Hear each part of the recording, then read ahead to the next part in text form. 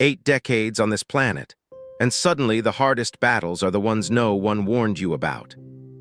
Today we uncover 7 harsh truths of life after 80 that most people keep quiet. You will learn why everyday tasks can steal independence without notice, how survivor loneliness can weigh more than grief itself, the subtle ageism that turns adults into bystanders, the fragile line between normal forgetfulness and true cognitive decline, and the quiet resilience that still lives in you, waiting to rise. Stay with me to the very end. The first truth shocks most viewers and explains why so many feel invisible right now. Drop your city in the comments so we know where our glowing age family is watching from. If honest, science-based guidance matters to you, like this video and subscribe. Your support helps me keep sharing lessons that honor your experience and protect your dignity. Let's dive in. Losing independence bit by bit. What no one prepares you for is how fast something simple, like tying your shoes or stepping into the tub, can turn into something that feels almost impossible. The truth is, after 80, independence doesn't usually vanish in one big moment. It erodes slowly, piece by piece. One day you're driving to the store like always, and a week later you're hesitating at the wheel, unsure if you should be out there at all. It starts with small hesitations, needing to hold the railing going down steps, forgetting why you walked into the kitchen, asking someone to repeat something twice instead of once. Each moment chips away at something deeper than just physical ability. It chips away at identity. Because for most of your life, you were the one others leaned on. You were the parent, the spouse, the worker, the provider, the decision-maker. Now you catch yourself asking for help doing the very things you used to take for granted. And even when help is offered kindly, it doesn't feel good. It feels like losing ground. This shift is emotional as much as it is physical.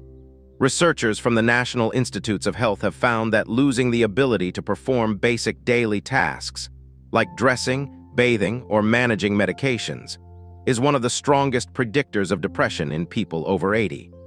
Not because those tasks are hard in themselves, but because they represent independence, control, and privacy. I've spoken with many patients who tell me they hide how much they're struggling. One woman kept quiet about falling in her bathroom because she didn't want her daughter to start hovering. A man avoided mentioning he couldn't manage the stove anymore because he was afraid his son would take away his keys.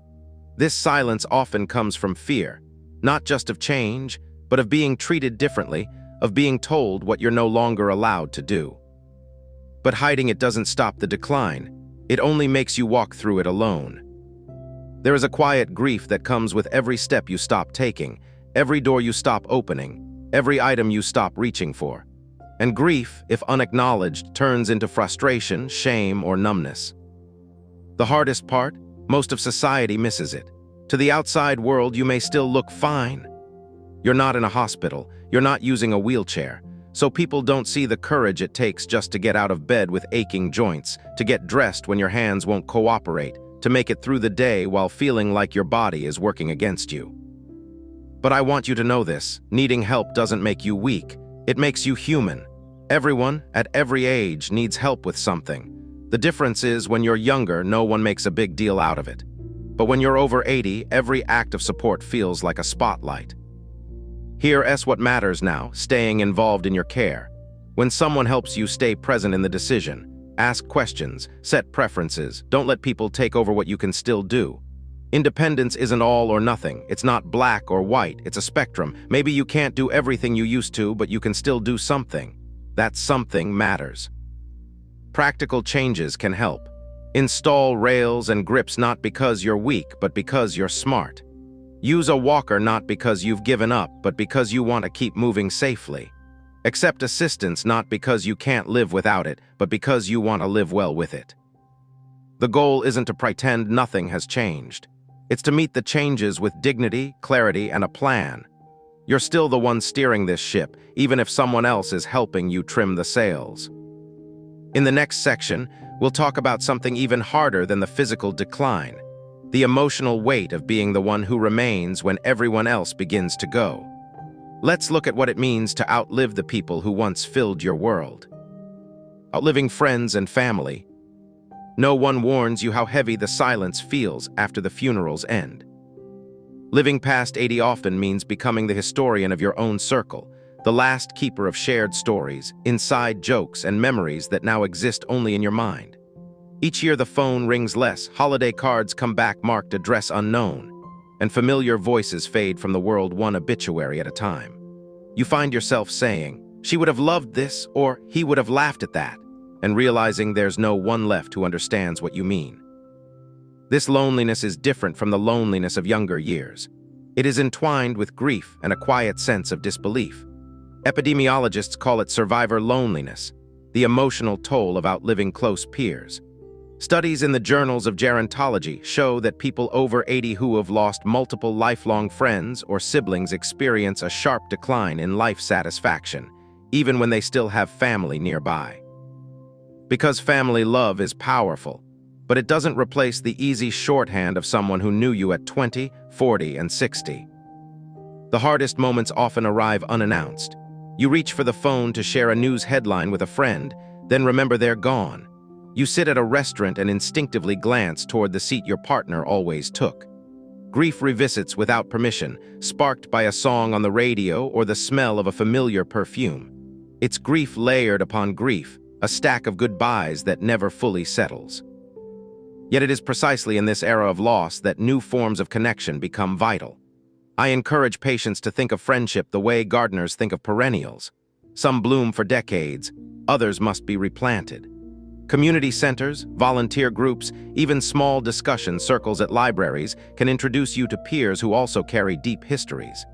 Conversations may start with the weather, but shared vulnerability can grow quickly among those who have felt similar aches. Technology, though imperfect, can bridge gaps as well. Video calls with distant relatives, online book clubs with strangers who soon become companions. These digital lifelines translate presence across miles. They do not replace a spouse's laughter or a lifelong friend's counsel, but they remind the nervous system that it is still part of a human web. Honoring those who have passed also softens the void. Tell their stories aloud at family dinners. Write their wisdom in a notebook. Donate time or resources to causes they cherished. When you keep someone's values alive, a piece of them stays in the room and you feel less like the last page of a book and more like a new chapter carrying their ink. Most importantly, allow yourself to feel the sorrow without apology. Crying over a memory does not signal weakness, it signals love. You outlived them not because you were meant to be lonely, but because you still have something left to give: experience, insight, witness. In the next section, we will confront another wound that often deepens in these years: being treated like a child instead of the capable adult you still are, and how to reclaim your voice in every conversation. Being treated like a child instead of an adult. Imagine spending 8 decades building wisdom, only to have someone speak to you with the sing-song tone they reserve for toddlers. It happens at the doctor's office when a nurse says, "We're going to take your little arm now." It happens at the bank when a teller directs questions to your son instead of you. It even happens at home when family arranges plans without asking your opinion. Each moment seems small, but together they carve a deep cut called ageism. Researchers at Yale found that older adults exposed to patronizing language perform worse on memory tests immediately afterward. The brain translates disrespect into stress. Stress translates into distraction and self-doubt. Over time, repeated belittlement chips at confidence and can shorten life expectancy by up to 7 years. Words matter, not just emotionally but biologically. In my consultations, patients often say, "I hate feeling invisible," or "they act like I can't understand." One man told me the hardest part of losing his license wasn't the bus rides. It was the pitying looks he received, looks that said his judgment no longer counted. When people treat you like a child, they pull the rug out from under decades of self-reliance. So how do you reclaim authority without souring relationships? First, adjust posture and tone. Sit upright, make eye contact, and speak slowly but firmly. Research shows that a steady voice lowers the chance of being interrupted. If someone uses baby talk, respond in your normal adult cadence. A polite, "Please speak to me directly, I understand," sets a clear boundary without anger. Second, prepare questions in writing before appointments. When professionals see a notepad with bullet points, they pivot to adult mode. List medications, symptoms, and decisions you expect to make. You own the agenda. Third, enlist allies strategically, not to speak for you, but to echo your voice. A daughter can say, "Mom has a question about dosage," rather than answer it herself. This nudges staff to address you. Fourth, use technology to your advantage. Show that you track blood pressure on a phone app or manage finances online. Demonstrating competence in modern tools dismantles stereotypes instantly. Finally, remember that assertiveness is not rudeness. Respect flows both directions. When you advocate for yourself, you also educate the other person. Many younger professionals have never considered how condescension feels. Your firm but gracious correction can open their eyes and improve how they treat the next elder in line. Being 80 does not revoke adulthood. Your preferences, consent, and autonomy still stand. Demand them, not with anger but with unshakable calm. When you claim your rightful place in the conversation, you protect your dignity and pave the way for others coming behind you. Next, we will explore why the body grows suddenly vulnerable after 80 and how one unexpected fall can change everything. And more importantly, what you can do today to strengthen your odds. The body's sudden vulnerability. You bend over to pick something up, and when you straighten, your balance falters.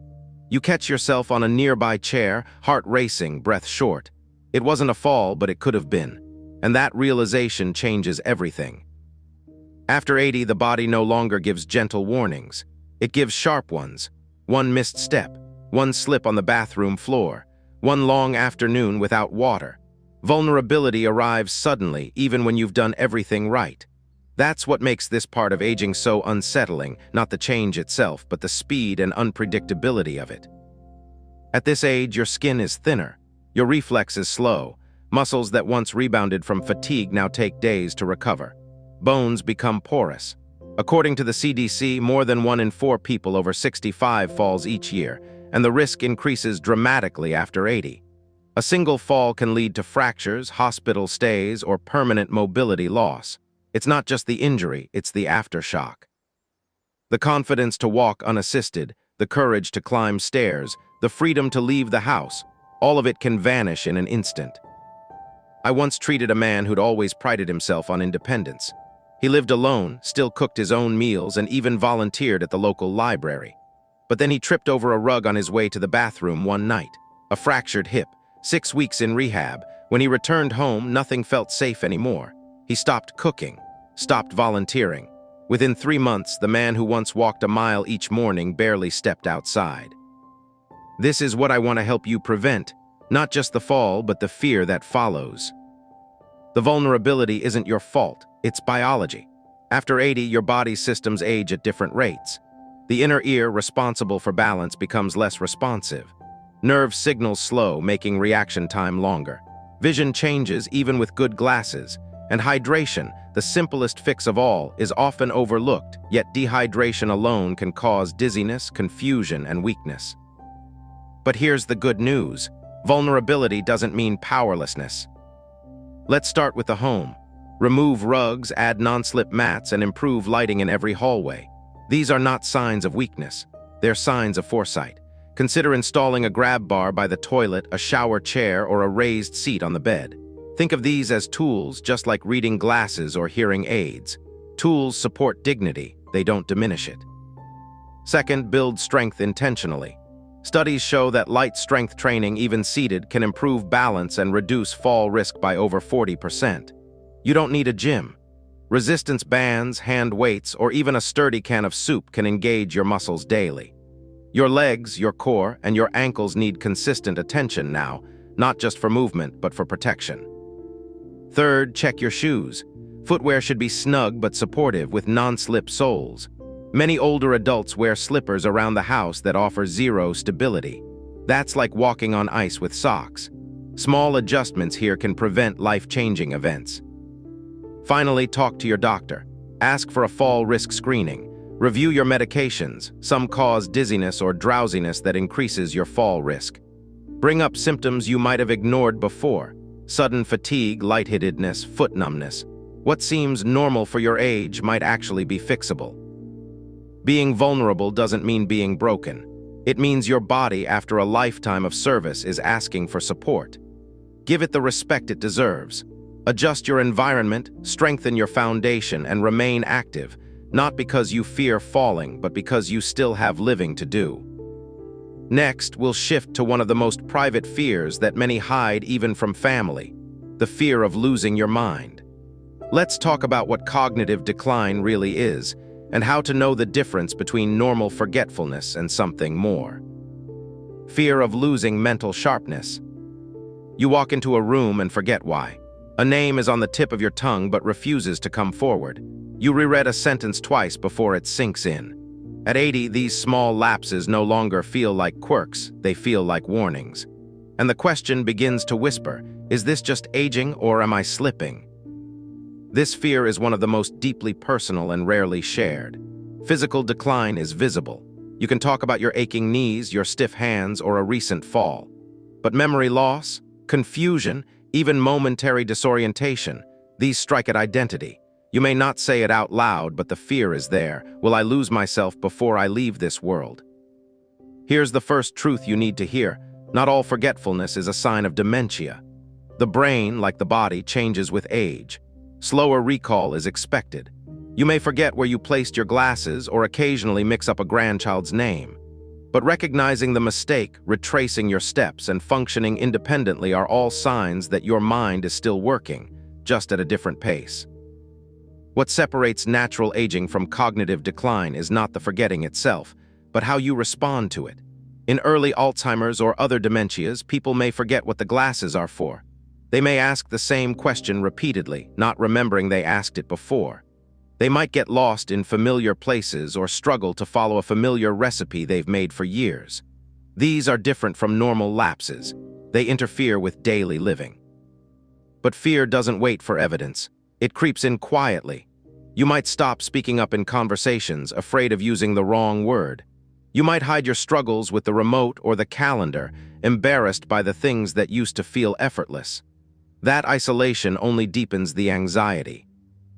In fact, studies from the University of Michigan show that fear of cognitive decline can actually increase the risk of it. Because worry reduces sleep, shrinks social engagement, and triggers chronic stress, all of which hurt brain health. So let's shift from fear to action. First, stay mentally active. Read books, not just headlines. Do crosswords, Sudoku, or brain training apps. Even 15 minutes a day makes a difference. More importantly, talk to people. Conversations are workouts for your mind. They demand attention, memory, and emotional interpretation, all vital for keeping the brain sharp. Second, prioritize sleep. Deep rest clears out brain toxins. Research shows that poor sleep increases beta amyloid, a protein linked to Alzheimer's. A consistent bedtime, limited evening screen time, and a dark, cool room support cognitive repair. Third, eat for your brain. Omega-3s, berries, leafy greens, olive oil, these feed the brain cells. Avoid heavily processed foods, excess sugar, and alcohol, which impair function over time. A Mediterranean-style diet is associated with slower cognitive decline and better memory retention. Fourth, move your body. Blood flow is brain flow. Just walking 20 minutes a day boosts circulation to key areas like the hippocampus, which governs memory. Strength training also helps, and so does anything that challenges coordination, like dancing or Tai Chi.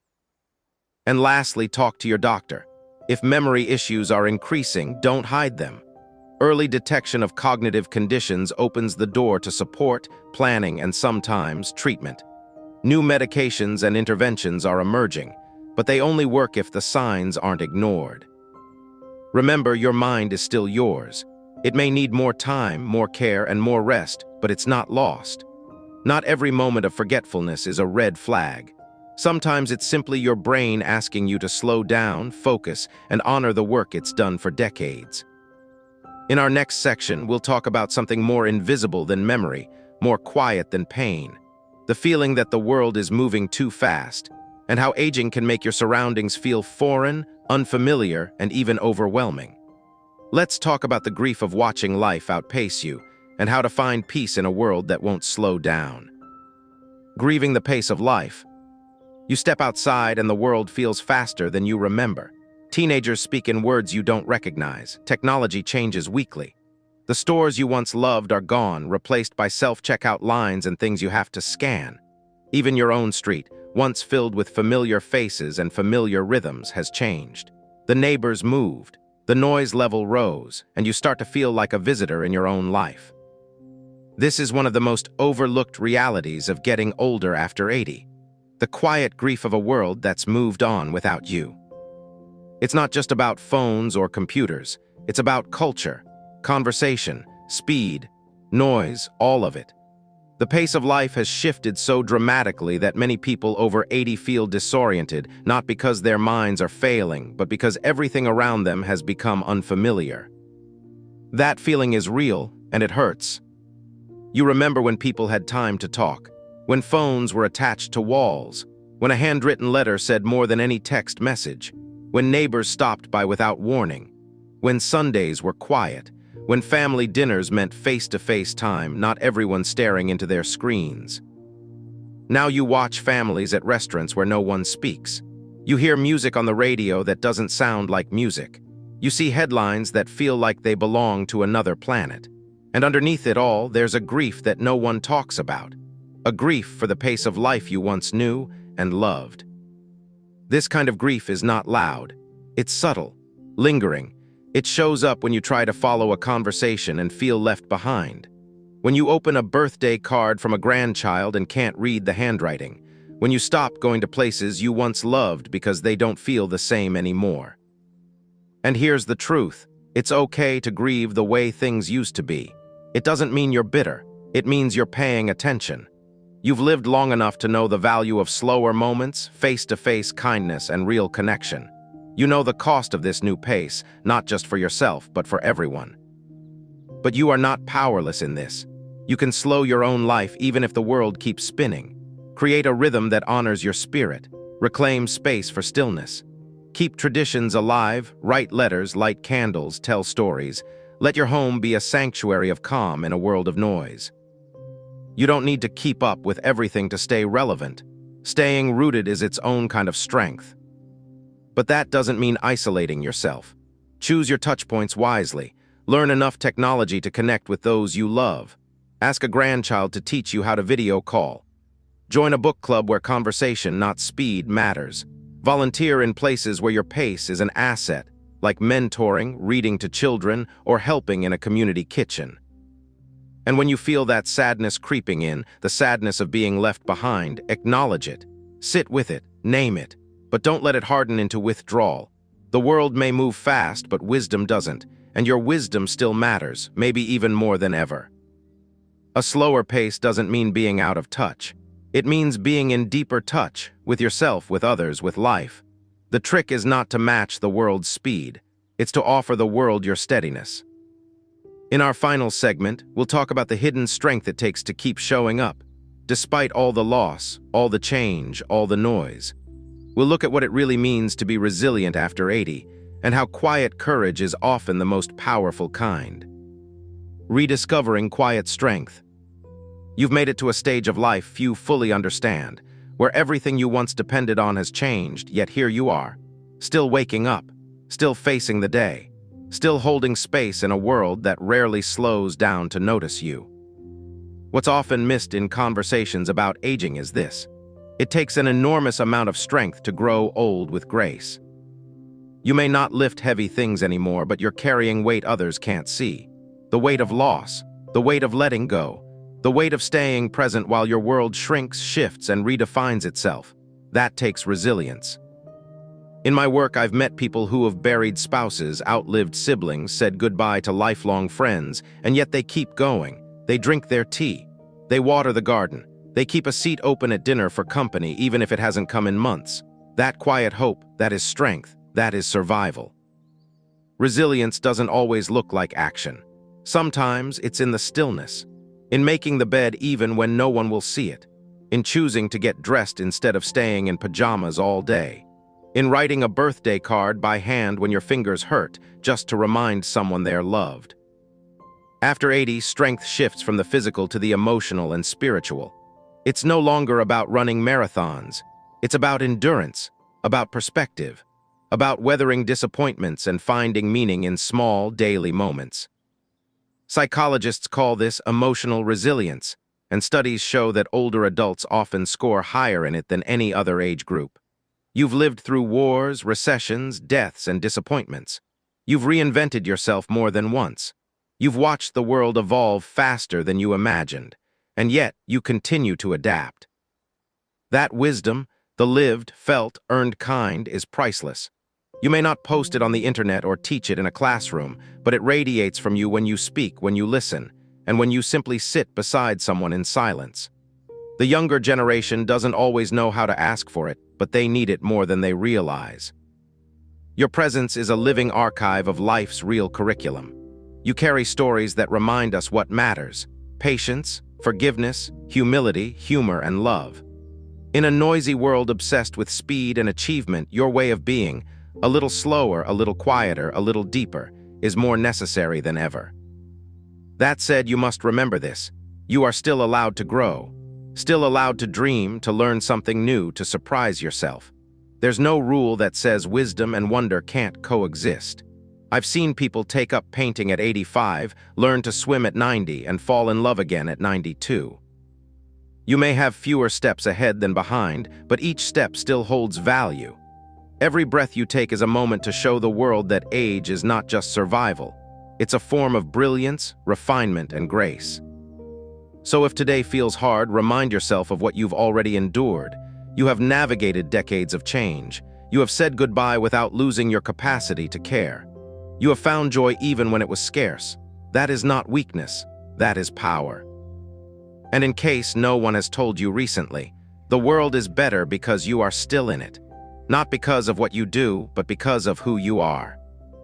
As we close this conversation, hold your head high, not out of pride, but out of quiet dignity. You've earned every silver hair, every wrinkle, every scar. They're not signs of decay. They're signs of a life bravely lived. Stay steady, stay present, and know that your story still matters. We faced 7 realities: shrinking independence, survivor loneliness, invisible grief, sudden bodily fragility, patronizing ageism, the fear of losing your mind, and the world's relentless pace. Yet we ended with a quiet strength that still beats in every single one of you. These truths are tough, but knowledge and small daily actions can turn each one into a point of power. Whether it is installing a grab bar, joining a book club, or simply speaking up when someone talks down to you. Tell me in the comments which truth hit you the hardest, and remember to share your city if you have not already. Your insight may give someone else the courage to keep going. If this video helped you, like it and subscribe to Glowing Age. Your click tells me these conversations matter and allows me to keep bringing real guidance for living and thriving after 80. You are still here, you are still needed. Thank you for spending this time with me.